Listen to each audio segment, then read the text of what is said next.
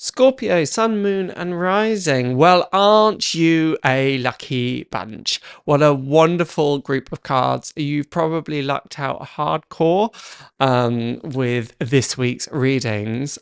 So you can really afford to be smug. But actually, you can't, because although we have the Nine of Cups here, which is the Lord of Satisfaction, loads of things just to feel really kind of great about, really. Partly that might be the things that you've done this year. Often I see the Nine of Cups as the trophy room, those medals that we wear to perhaps show off a little bit, which is okay in moderation. It's absolutely fine, and you should feel pleased and proud of yourself. Absolutely. Just make sure that that doesn't come across as smug, I suppose, because unsurprisingly, it has a bit of a funny way of rubbing people up.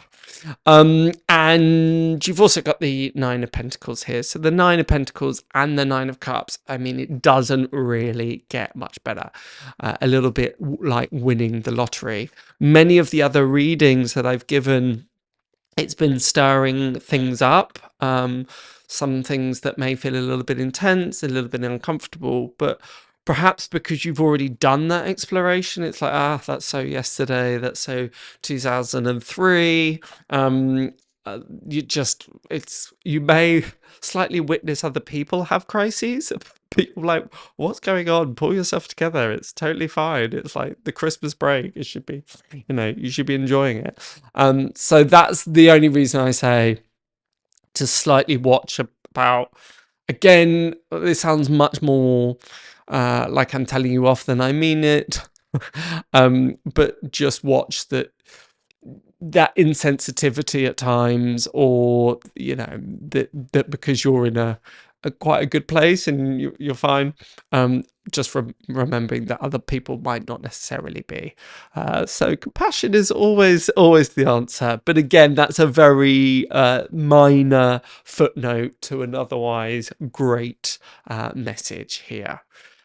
Be sure that you do take some time to luxuriate. I believe I said this to Sagittarius when the Nine of Pentacles arrived in their reading, is really using this as a time to, the important word is festive. There's a festivity.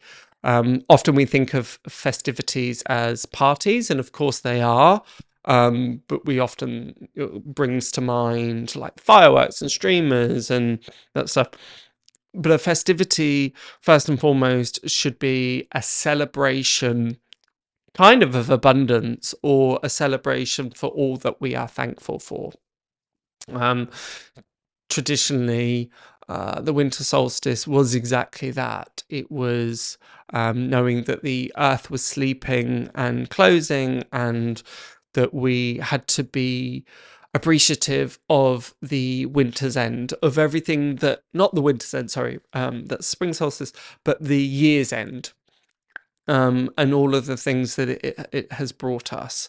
So first and foremost, make sure that it is exactly that. It's a festivity. It's a time of celebration, enjoyment, but most importantly, recognizing the abundance that is in our lives. And sadly, it's kind of moved to it being about present giving, which is great. But at the same time, that shouldn't be our first go-to. You have here as well the Two of Wands and the Page of Wands. Up until this very reading, I've never quite recognized how similar these two cards are. They've both got the character within the card holding a wand and examining it. For me, the Two of Wands, and particularly with the Page of Wands, all about excitement, about new prospects. You may feel that the world is your oyster, and again, that's a phrase that I used for another star sign this week. And everything kind of being open and possible for you. So that's why it feels really great. You're not resting on your laurels. You're not just assuming that this this is exactly what it's about. This week's just what it's about. You're starting to think, okay, that was great. How do we make it even better? Or, okay, that was great, but what's going to come next that is going to fill me with passion? You know, particularly with Scorpio, there is no use you doing anything unless you have a passionate response to it. And particularly with the wands being a more creative energy or a more entrepreneurial energy, it's what is giving you motivation and excitement rather than what fills your heart just with passion. But there is an exception to that in a moment with the Knight of Cups. But it's more of, what am I going to get fired up about next year? What am I really getting excited by? You may also find, for some of you, that there is a gift here this week that kind of brings about a new area of interest for you, a new hobby. I say that because sometimes the Page of Wands looks like it's holding a giant paintbrush. I'm thinking, this is amazing. What am I going to create with this? So don't be surprised if there is a gift, big or small, that cultivates and enlightens and catalyzes a new area of interest for you. And I think that's going to be, again, really, really exciting. And then we also lead with the Knight of Cups. Being a water sign, I'm pretty sure it's never entirely possible for you, Scorpio, to circumnavigate an emotional response, which is lovely to see. The Knight of Cups feels a really nurturing, lovely, generous energy. Think back to what I was saying right at the beginning of this reading, that you may witness those that are around you are a little bit stressed. They might not necessarily enjoy Christmas or the festive period as much as you do. Or yeah, they might be, but slightly more challenging. So you you may feel like you're the one that's putting out all the fires this week, all the emotional fires, but you'll be able to do it in a great aplomb. It's funny. It's like sometimes, and I mean this with the greatest love, Scorpio, you can be the source of drama. But this week it may be that you're seeing the dramas unfold and think, what's wrong with people? What's all the fuss about? And again, that's just this real kind of giving and caring of nature. There, in combination with this, the Two of Wands energy and the Page of Wands energy, that I said, oh, it's about excitement and motivation. Of course, you've got to love it as well. And that's where, when things go right, we kind of want more of it. So it's nice. It's using those successes that were highlighted by the Nine of Pentacles and the Nine of Cups, those successes to think, okay, this is great. How do I get more of it? Not from a place of greed, not from a place of avarice, or it's about take, but it's like, I'm really enjoying this. It's bringing me so much joy. How do I get more of that joy?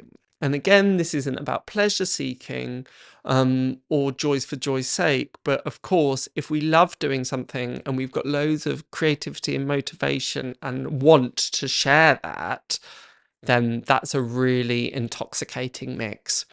And as you move towards next year, there's a feeling that things have aligned in such a way that that can be your driving force.